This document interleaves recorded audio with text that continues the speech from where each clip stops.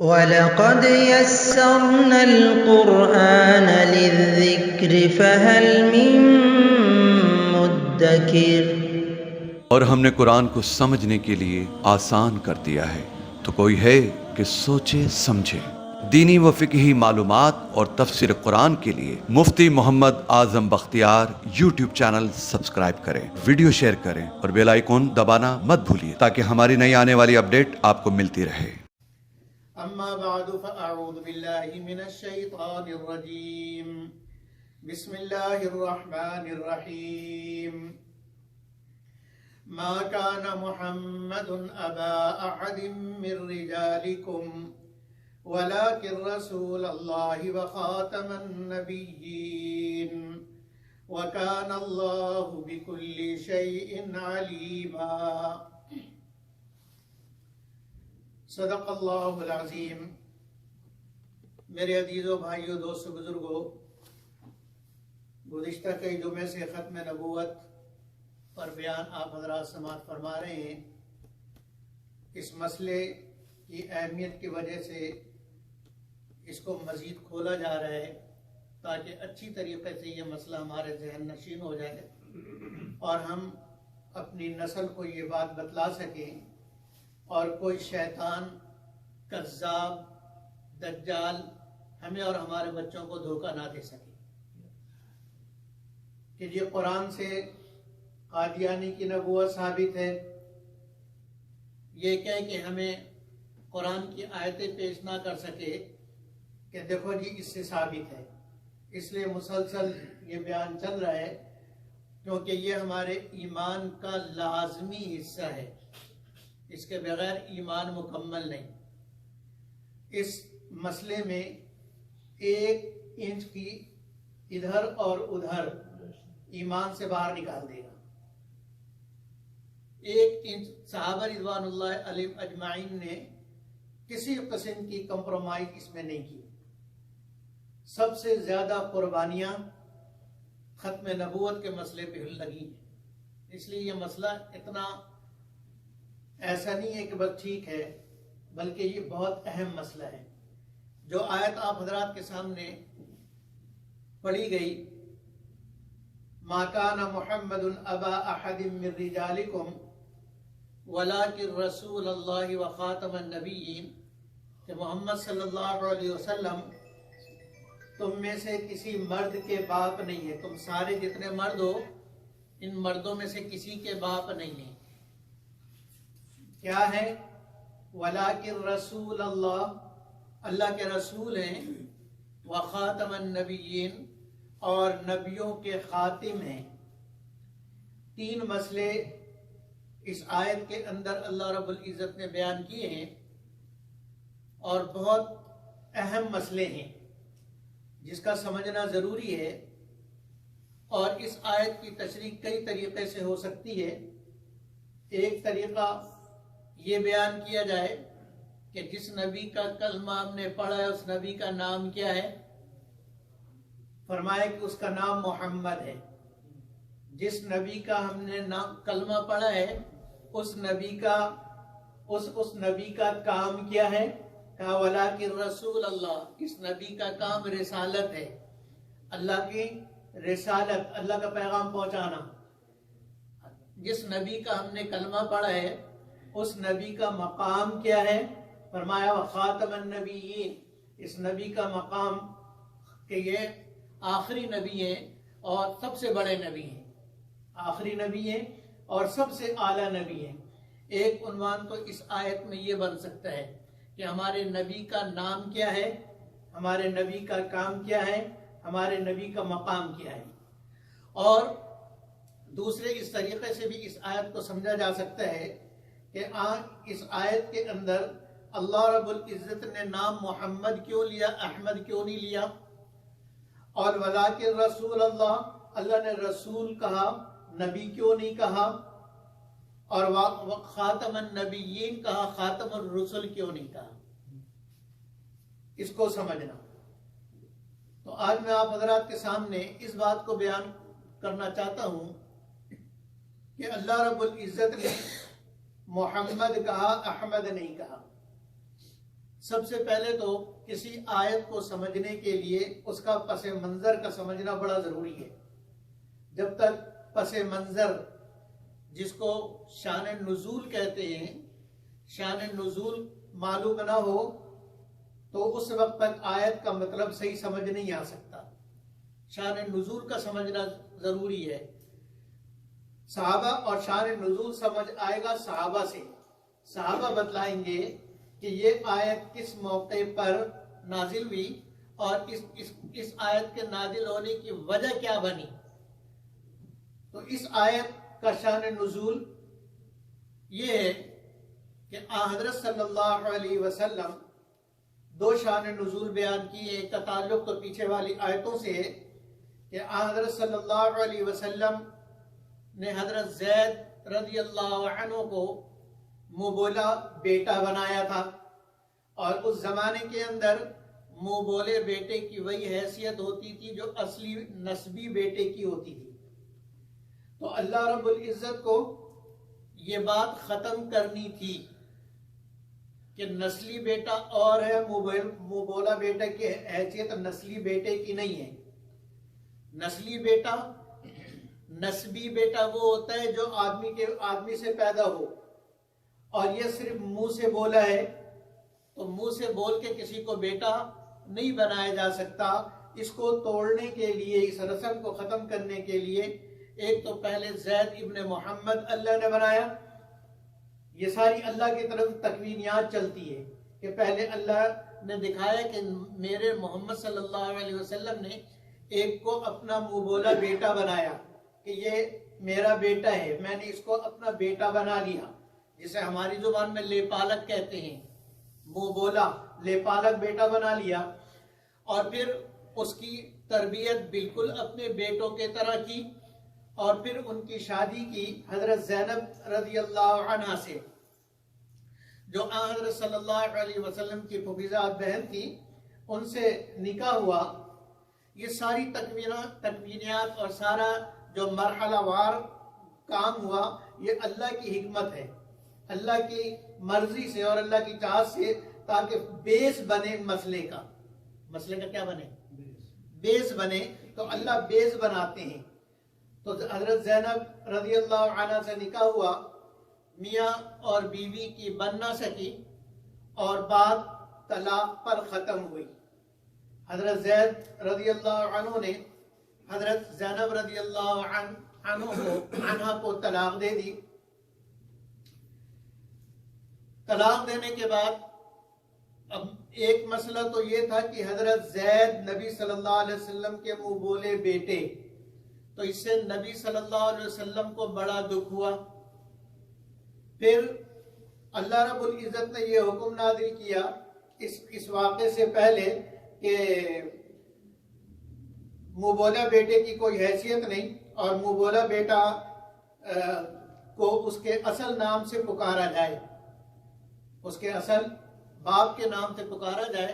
तो पहले ज़ैद इब्ने मोहम्मद कहा जाता था, अब उनका नाम ज़ैद इब्ने हारसा हो गया।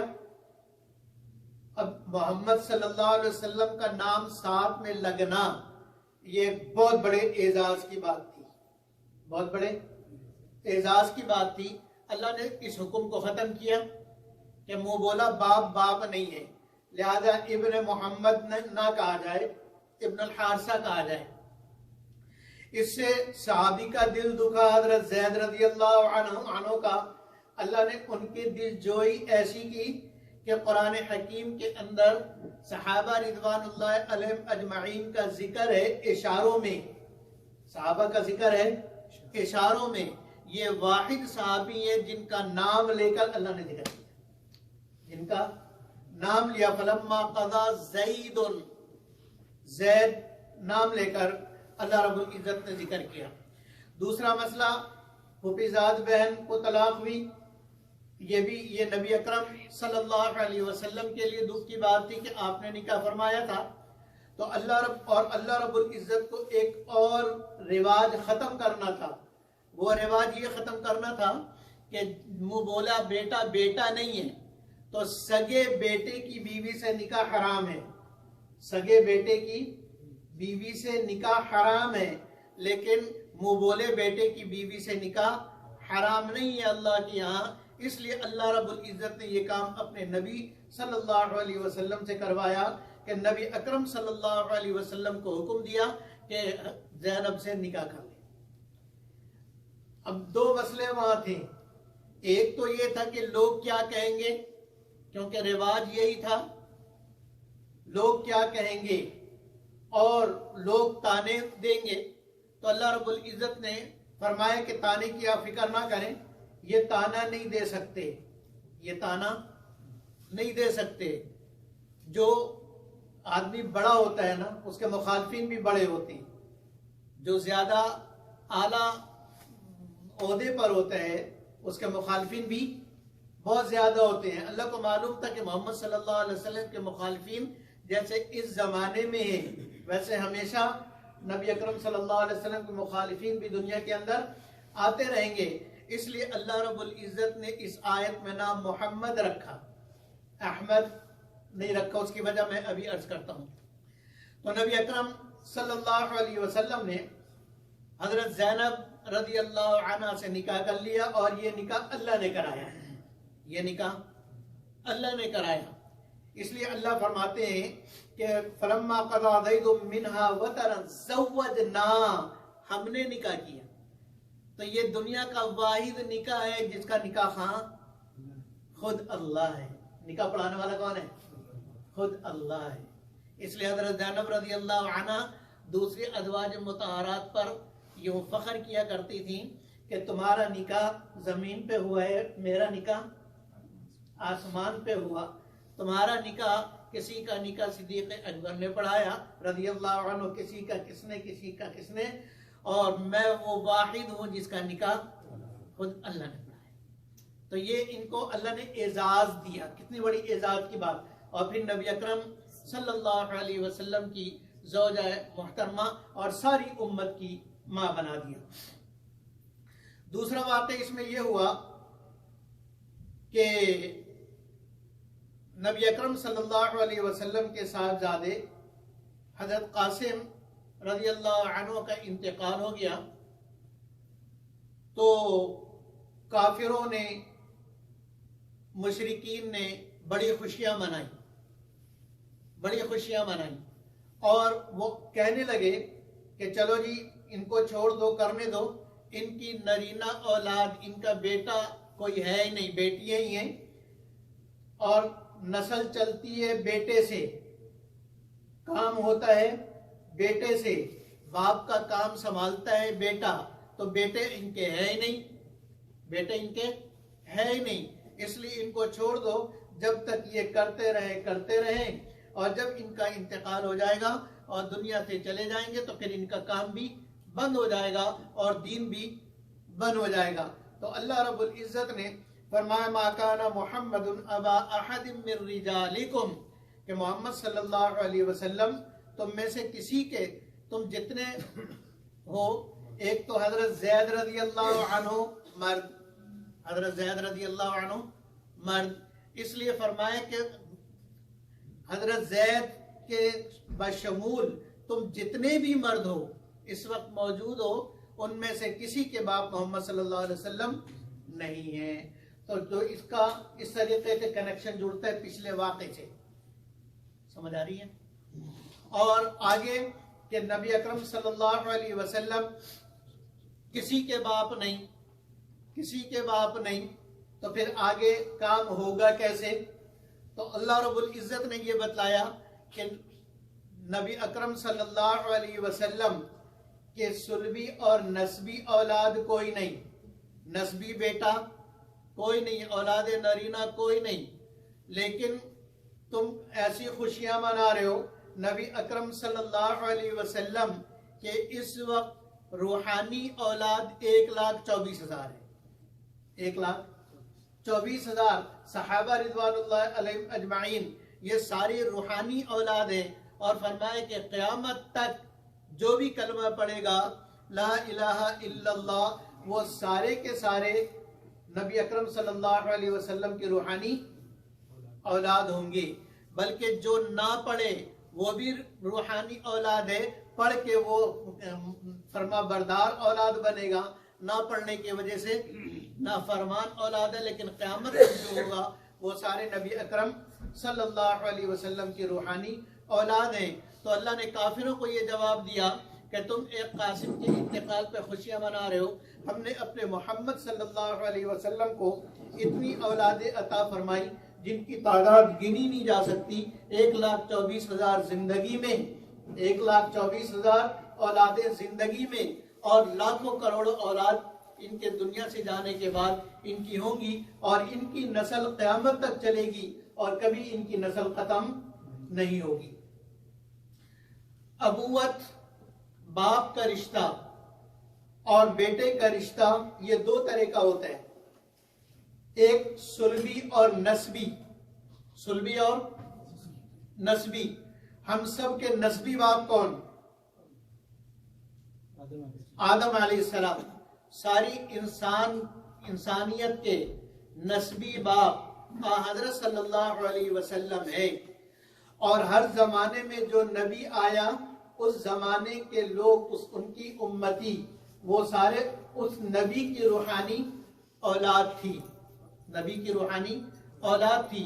और नबी अकरम सल्लल्लाहु अलैहि वसल्लम आखिरी नबी, आपके बाद और कोई नबी नहीं। इसलिए क़यामत तक जो नस्ल चलेगी और क़यामत तक जो लोग कलमा पढ़ेंगे वो सारे के सारे नबी अकरम सल्लल्लाहु अलैहि वसल्लम की रूहानी औलाद होगी।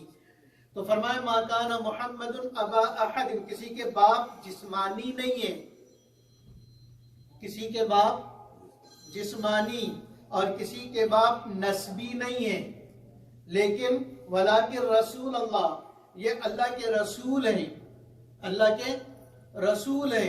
और अल्लाह का ऐसा रसूल कि जो आखिरी है, और अल्लाह की रिसालत, अल्लाह का पैगाम, रसूल किसे कहते हैं?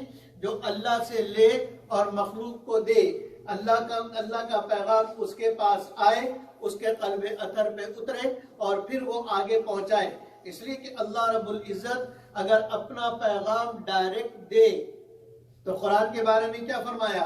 लौ अंज़लना हाज़ल कुरआन अला जबल, अगर पहाड़ के ऊपर भी हम उतार देते ना, ऐसे कुरान उतार देते, लरअयतहु खाशिअन मुतसद्दिअन मिन खश्यतिल्लाह, तो आप देखते कि उसके बोझ से पहाड़ रेजा रेजा हो जाता। लेकिन अल्लाह रब्बुल इज्जत ने ये आखिरी पैगाम पहुंचाने के लिए हजरत मोहम्मद मुस्तफ़ा सल्लल्लाहु अलैहि वसल्लम को चुना और आप सल्लल्लाहु अलैहि वसल्लम के क़ल्ब अतहर पर उतारा। अल्लाह का कलाम जलाली था, अल्लाह का कलाम जलाली था, उसके जलाल की वजह से पहाड़ उस जलाल को बर्दाश्त नहीं कर सकता था। लेकिन अल्लाह ने अपने नबी को जमाल वाला बनाया। कैसा बनाया? जमाल वाला बनाया। जब अल्लाह का जलाली कलाम मोहम्मद मुस्तफ़ा के जमाली सीने पर उतरा और फिर जमाली मुंह से निकला, तो हर एक के लिए याद करना भी आसान, हर एक के लिए समझना भी आसान। 10 साल का बच्चा भी याद कर ले और जो है वो 12 साल का बच्चा भी, 7 साल का बच्चा भी कुरान आसानी से याद कर ले, इसलिए कि वो जमाल वाले मुंह से निकला है। तो अल्लाह रब्बुल इज्जत ने मा काना मुहम्मदुन अबा अहद मिन रिजालिकुम, तुम में से किसी के बाप नहीं है, वलाकिन रसूल अल्लाह, अल्लाह के रसूल हैं। अल्लाह से लेकर तुम्हें समझाते हैं और अल्लाह से लेकर तुम्हें पैगाम पहुंचाते हैं। और आगे फरमाया, मैं बहुत मुख्तसर कर रहा हूँ, फिर इसको दोबारा बतलाता हूँ। आगे फरमाया व खातमन नबिय्यीन, कि मोहम्मद सल्लल्लाहु अलैहि वसल्लम खातमन नबिय्यीन है। खातमन नबिय्यीन, खातम का माना आमतौर पे किया जाता है मोहर, स्टैम्प। इसका माना स्टैम्प भी है, इसका माना सील भी है, इसका माना सील भी है। यानी खत को बंद करके, लिफाफे को बंद करके, ऊपर जहां से बंद करने की जगह होती है वहां पे एक मोहर लगाते हैं, उस मोहर को खातम कहते हैं। तो मोहर का खातमन नबिय्यीन का माना मोहर भी है और खातम का माना आला भी है, खातम का माना आला भी है। तो नबी अकरम सल्लल्लाहु अलैहि वसल्लम को अल्लाह ने ये एजाज दिया कि आपको नबियों का खातिम भी बनाया और सारे नबियों से आला भी बनाया। सारे नबियों से आला हमारा नबी सबसे आला अल्लाह ने जो नबूवत दी है वो नबी अकरम सल्लल्लाहु अलैहि वसल्लम को दी है। इसलिए कि नबी जितने अम्बिया अलैहिस्सलातु वस्सलाम गुजरे हैं उन सारों ने नबी अकरम सल्लल्लाहु अलैहि वसल्लम का कलमा पढ़ा है, लेकिन नबी सल्लल्लाहु अलैहि वसल्लम ने उनका कलमा नहीं पढ़ा। वइद अखज़ल्लाहु मीसाक़न नबिय्यीना लमा आतीतुकुम मिन किताबिन व हिकमतिन, दलील दे रहा हूँ, लमा आतीतुकुम मिन किताबिन व हिकमतिन तुम्मा जाअकुम रसूलुम मुसद्दिक़न लिमा मअकुम लतुमिनुन्ना बिही व लतंसुरुन्ना। वहाँ इकरार लिया आलम अरवा के अंदर कि तुम्हें रिसालत और नबूवत दूंगा, और फिर जब वो नबी आएगा जिसके लिए कायनात बनी है, वो नबी आएगा तो तुमने ईमान भी लाना है, उसकी मदद भी करना है। और फिर वहाँ अल्लाह ने उनसे इकरार करवाया। अल्लाह ने कहा इकरार करते हो? सबने क्या कहा? क़ालू अक़ररना, हम इकरार करते हैं, यानी हम इस बात का इकरार करते हैं कि मोहम्मद होंगे, वो अल्लाह के रसूल होंगे। मोहम्मद होंगे और वो अल्लाह के रसूल होंगे और खातमन नबीयीन होंगे। हम सारे नबी उस पर ईमान लाते हैं। तो नबी अकरम सल्लल्लाहु अलैहि वसल्लम का कलमा आदम अलैहिस्सलाम ने भी पढ़ा। नबी अकरम सल्लल्लाहु अलैहि वसल्लम का कलमा आदम अलैहिस्सलाम से लेके ईसा अलैहिस्सलाम तक सारे नबियों ने नबी अकरम सल्लल्लाहु अलैहि वसल्लम का कलमा पढ़ा है, लेकिन मोहम्मद सल्लल्लाहु अलैहि वसल्लम ने किसी का कलमा नहीं पढ़ा। इसलिए नबी सबसे आला होता है। नबी क्या होता है? सबसे आला होता है। नबी मुअल्लिम होता है, बाकी सारे मुतअल्लिम होते हैं, सीखने वाले होते हैं। नबी पीर होता है, बाकी सारे मुरीद होते हैं। नबी देने वाला होता है, बाकी सारे लेने वाले होते हैं।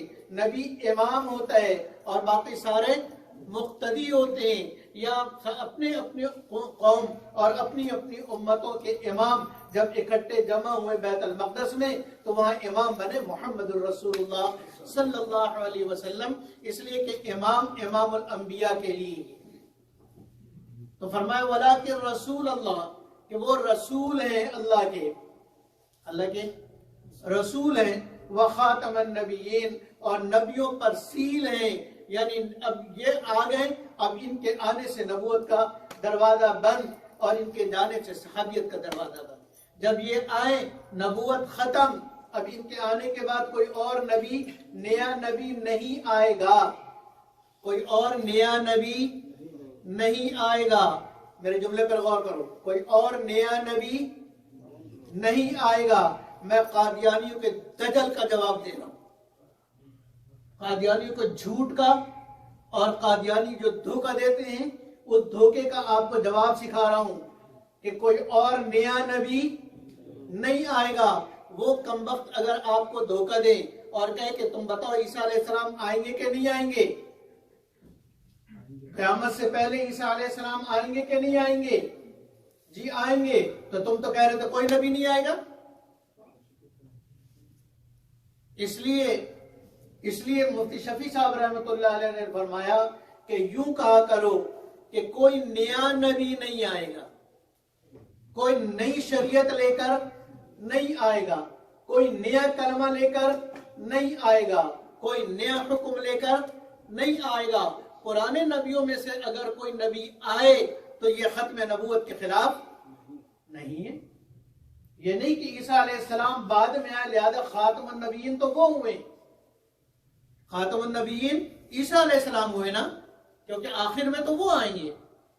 तो हम कहेंगे वो पहले आ चुके हैं, वो पहले आ चुके हैं और वो जिंदा हैं आसमानों पर, वो जिंदा हैं आसमानों पर। और क़यामत से पहले अल्लाह रब्बुल इज्जत उनको दोबारा नुज़ूल फरमाएंगे और दोबारा उतारेंगे ताकि इस उम्मत की मदद करें और इस उम्मत की रहनुमाई करें। अल्लाह ऐसे बेकार स्कॉलरों का, जो स्कॉलर का नाम लेकर चैनलों के ऊपर आके बैठ जाते हैं और फिर आकर उम्मत को गुमराह करने के लिए कहते हैं मैं कुरान से बात कर रहा हूं, मैं हदीस से बात कर रहा हूं, मैं कुरान की दलील दे रहा हूं। जावेद अहमद गामदी, आपका जावेद अहमद गामदी टीवी चैनल के ऊपर कह रहा है मैं कुरान से साबित कर सकता हूं कि हजरत ईसा अलैहिस्सलाम वफात पा चुके।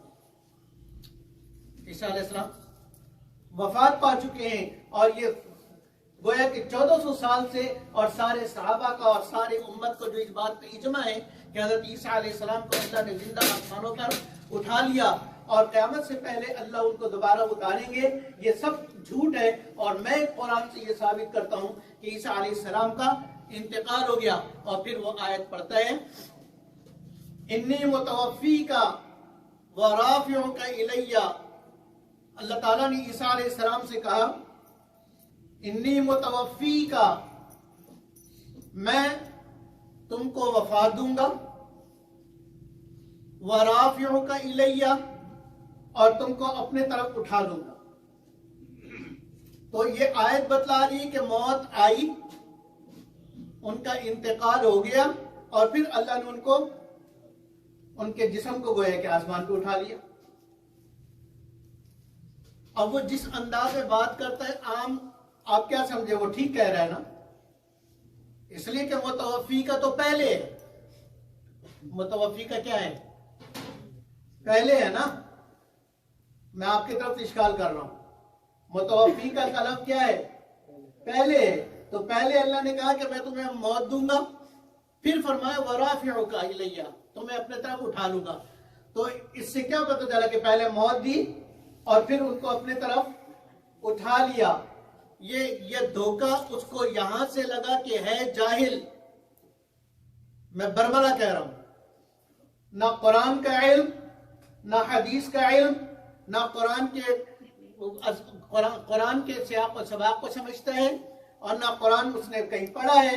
अपने तरफ से जो है स्कॉलर बन के सारी उम्मत को गुमराह कर रहा, और जितने लोग उसकी वजह से गुमराह होंगे, जाल और मुजिल, खुद भी गुमराह, औरों को भी गुमराह। इसलिए मेरे मुहतरम भाई और दोस्तों, आयत को अगर समझना है, कुरान को अगर समझना है, तो आलिम से समझो। कुरान को समझना है किससे समझो, आलिम से समझो।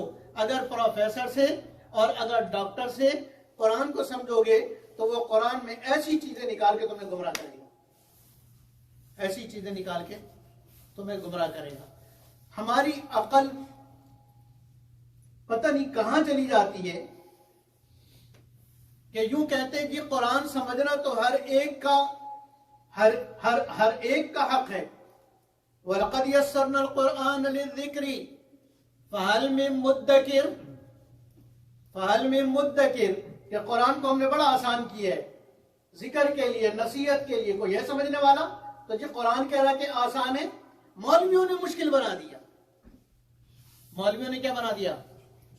मुश्किल बना दिया। और मौलवी ये कहते हैं कि किसी प्रोफेसर से कुरान ना सीखना, किसी डॉक्टर से कुरान ना सीखना, किसी जो है वो गांधी जैसे लोगों से कुरान ना सीखना, और किसी जो है मिर्जा जैसे लोगों से कुरान ना सीखना। अगर कुरान का शौक है तो उलमा के पास जाना और उलमा से सीखना। क्यों? मैं आपसे पूछता हूं, आपके बच्चों को कुरान तजवीज से पढ़ना है, किसके पास भेजोगे? डॉक्टर के पास क्यों नहीं? प्रोफेसर के पास क्यों नहीं भेजते? सबसे पहले कुरान पढ़ा जाता है, फिर कुरान समझा जाता है, फिर कुरान पर अमल किया जाता है। अगर पढ़ने के लिए कहा कि कारी साहब के पास, तो समझने के लिए डॉक्टर के पास क्यों? समझने के लिए भी कारी साहब और आलिम साहब होने चाहिए। कुरान पढ़ने के लिए भी कारी साहब, कुरान को समझने के लिए भी कारी साहब होने चाहिए, और फिर वो बतलाएंगे कि कुरान सही क्या कहता है और किस पर तुम्हें अमल करना है। और ये मैं सिर्फ इसलिए नहीं कह रहा हूं कि मौलवियों की तरफदारी में कर रहा हूं, ये आपकी दुनिया का कानून कह रहा है। ये आपकी क्या कह रहा है? दुनिया का कानून कह रहा है कि जो जिस फील्ड का हो वही उस चीज की तशरीह कर सकता है। कानून की किताब आप पढ़ लें, सारे दफात आप पढ़ लें, सारे दफात आपको मालूम हो, लेकिन आपको कोई हक ये नहीं देगा अगर आप थाने में जाएं, पुलिस स्टेशन जाएं और वहां जाके कानून बयान करने लगे, दफा इतने में इतना ये है और दफा इतने में ये है, तो वो कहेगा तुम वकील हो, क्यों पूछा? कि तुम्हारे पास कोई सनद भी है? फिर वकालत तुम्हें पहले पढ़नी होगी, वकालत को समझना होगा, और जो है वकील के साथ वक्त गुजारना होगा, मेहनत करनी होगी। अब तुम्हें इख्तियार है कानून की तशरीह कर सको। बगैर कानून पढ़े और बगैर किसी सनद के तुम्हें कोई इजाजत नहीं कि कानून की तशरीह करो। ऐसी मेरे अजीज भाइयों और दोस्तों, जो किसी से ना पढ़ा हो उसको कोई हक नहीं कि कुरान की तशरीह करे, इसलिए कि वो तशरीह करेगा तो फिर ऐसे ही करेगा कि मुतवफ़ी का मैं कुरान से साबित करता हूँ कि हज़रत ईसा अलैहिस्सलाम वफात पा चुके हैं, इसलिए कि कुरान कह रहा है इन्नी मुतवफ़ी का व राफ़िउका इलैया, कि हम आपको वफात देंगे और वफात दे हम और आपको अपने तरफ उठा लेंगे, आपको अपने तरफ उठा लेंगे। ये गलत फहमी उसको क्यों लगी? ये गलत फहमी उसको इसलिए लगी कि कुरान को समझा नहीं, कुरान को समझा नहीं। और मैंने पहले अर्ज किया था कि आयत को समझने के लिए शान नुज़ूल का समझना जरूरी है। शान नुज़ूल के बगैर आयत समझ में नहीं आती है।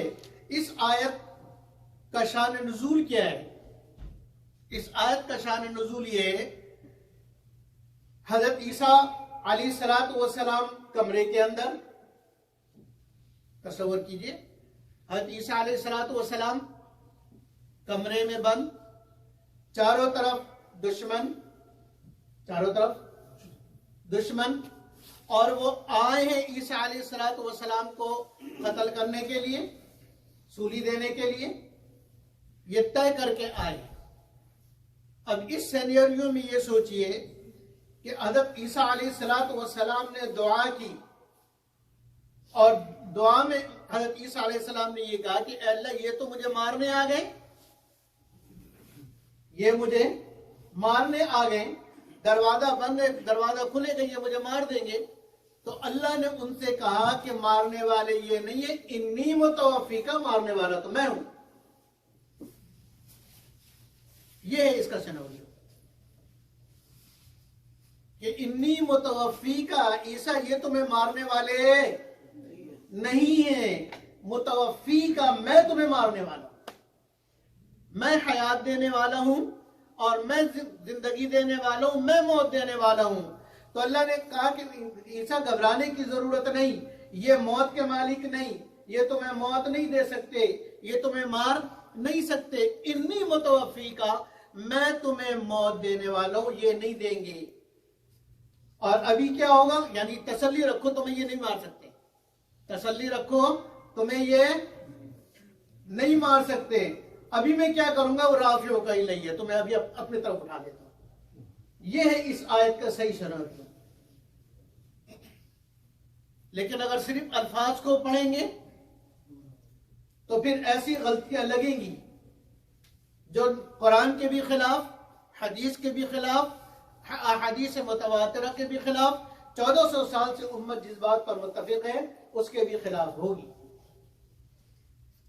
इसलिए मेरे अजीज भाइयों और दोस्तों, कुरान सीखो उलमा से, कुरान पढ़ो कारियों से, कुरान सीखो उलमा से, और अमल करने के लिए खानका में जाओ, किसी शेख के हाथ में हाथ दो, अल्लाह वाले के हाथ में अपना हाथ दो, उसको अपना रहबर बनाओ, उसको अपना रहबर बनाओ, ताकि वो तुम्हें लेके चलता रहे यहां तक कि ईमान दिल के अंदर रासिख हो जाए। तो कुरान पढ़ना है कारियों से, सीखना है उलमा से, और अमल के लिए कहां जाना है? खानका में किसी शेख के पास जाना है, शेख की सोबत में वक्त गुजारना है। शेख की सोबत में वक्त गुजारा तो इंशाअल्लाह अमल करने वाला बनेगा। बहरहाल इस आयत के अंदर मैं बतला रहा था कि फरमाया मोहम्मद, अल्लाह 3 बातें करके खत्म करता हूं। पहली बात ये कि नाम लिया मोहम्मद, नाम आप सल्लल्लाहु अलैहि वसल्लम के 2 नाम अहमद और मोहम्मद, बाकी सारे नाम आपके सिफाती हैं, आपके क्या हैं? ये 2 नाम जाती हैं, अहमद और मोहम्मद। यहाँ पे अहमद क्यों नहीं लाए, माकान अहमदुन क्यों नहीं लाए, मोहम्मद क्यों लाए? इसलिए कि अल्लाह रब्बुल इज्जत को मालूम था कि मेरे प्यारे मोहम्मद के मुखालिफिन बहुत होंगे, अभी मुशरिकीन भी हैं, मुनाफिकीन भी हैं, और आगे भी गुलाम अहमद कादियानी जैसे भी आएंगे, और दूसरे भी होंगे जो मोहम्मद सल्लल्लाहु अलैहि वसल्लम की मजम्मत करेंगे, नौजुबिल्लाह बुराई बयान करने के लिए करेंगे। लेकिन जब भी उनका कलम उठेगा मोहम्मद की बुराई के लिए सल्लल्लाहु अलैहि वसल्लम, तो वो पहले लिखेगा मोहम्मद और फिर बुराई तो आगे लिखेगा ना। सब्जेक्ट पहले होता है, ऑब्जेक्ट बाद में आएगा ना। सब्जेक्ट लिखेगा मोहम्मद तो उसका कलम खुद कहेगा वो लानती देखता नहीं है, ये तो नाम ही कह रहा है कि तारीफ वाला है, ये तेरा कलम खुद उसकी तारीफ कर रहा है। तेरा कलम मोहम्मद कह रहा है, मोहम्मद कहती उसे जिसकी सब तारीफ करे, तो कलम उसका कहेगा कि ये तो तारीफ वाला है, आगे जो तू लिख रहा है बकवास कर रहा है। जब बोलना चाहेगा मजम्मत में, मुंह से कहेगा मोहम्मद, तो होठ और जुबान उस पर लानत करेंगे कि तू किस जुबान और किस होठ से मोहम्मद का नाम लेता है। मोहम्मद तू खुद कह रहा है कि वो जिसकी सारी तारीफ करे, तू आगे कैसे झूठ बोल रहा है। इसलिए अल्लाह ने मोहम्मद जिक्र किया ताकि कोई मेरे मोहम्मद की मजम्मत और बुराई बयान ना कर सके क़यामत तक। आगे फरमाया रिजाल का कि तुम में से किसी मर्द के बाप नहीं, इसलिए और इससे मुराद ये नहीं कि आप सल्लल्लाहु अलैहि वसल्लम की कोई औलाद नरीना नहीं, आपकी 4 औलाद नरीना ताहिर, तैयब और कासिम हैं, इब्राहिम, ये 4 आप सल्लल्लाहु अलैहि वसल्लम की नरीना औलाद, लेकिन उन चारों का इंतकाल बचपन में हो गया था, रजूलियत तक और मर्द होने तक की उम्र को नहीं पहुंचे। इसलिए फरमाया कि रिजालुकुम, तुम जितने भी मर्द मौजूद हो इनमें से किसी के भी बाप नहीं है। वलाकिन रसूल अल्लाह, वो अल्लाह के रसूल हैं। या अल्लाह, दूसरी बात कि यहाँ रसूल कहा, नबी नहीं कहा कि लेकिन वो नबी हैं। उसकी वजह ये है कि रसूल खास है, रसूल आम है, नबी खास है। नबी का लफ्ज खास और रसूल का लफ्ज आम। दुनिया में हर रसूल नबी है, हर रसूल नबी है, लेकिन हर नबी रसूल नहीं है। ना समझ आए तो कोई बात नहीं, रसूल खास है। रसूल उसे कहते हैं जिसको शरीयत दी जाए, नई शरीयत लेकर आए, नए अहकामात लेकर आए और उसका मुकाबला हो काफिरों से, इसको रसूल कहते हैं। और जिसको अल्लाह भेजे कि पिछले रसूल के तरीके को जारी करो, उम्मत से मिट गया है, पिछले रसूल की बात उम्मत में जो है वो पैदा करो, उसको नबी कहते हैं। तो हर रसूल नबी है, लेकिन हर नबी रसूल नहीं है। तो इसलिए अल्लाह रब्बुल इज्जत ने वला कि रसूल अल्लाह कह के फरमाया कि ये सबसे आला है, ये खास है। और आगे फरमाया व खातमुन नबिय्यीन, यहाँ खातमुल मुरसलीन इसलिए नहीं कहा कि रसूल बड़ा होता है, नबी छोटा होता है। रसूल बड़ा होता है, नबी किसी को साहिब शरीयत होता है, और नबी छोटा होता है पिछले रसूल की इत्तिबा में। नबिय्यीन यानी नबियों को भी खत्म करने वाले। क्या मतलब है कि जब नबी आखिरी दर्जा है रिसालत का, जब उसको खत्म करने वाले हैं, तो उससे नीचे का दर्जा जिल्ली और बरोई कहां से आएगा? जिल्ली और बरोई जो ये कहता है, ये फिर कहां से पैदा होगा? इसलिए अल्लाह ने नबीयीन कहा कि मेरे मोहम्मद सल्लल्लाहु अलैहि वसल्लम नबियों के खातिम हैं, यानी नबियों को इख्तिताम करने वाले, और सील हैं। यहाँ पर मोहर लग गई, अब इससे आगे किसी का नाम इसमें ऐड नहीं होगा। अल्लाह रब्बुल इज्जत हमें खत्म नबूवत पर कामिल और एतमाद के साथ ईमान नसीब फरमाए। व आखिर दावाना अनिल हम्दुलिल्लाहि रब्बिल आलमीन।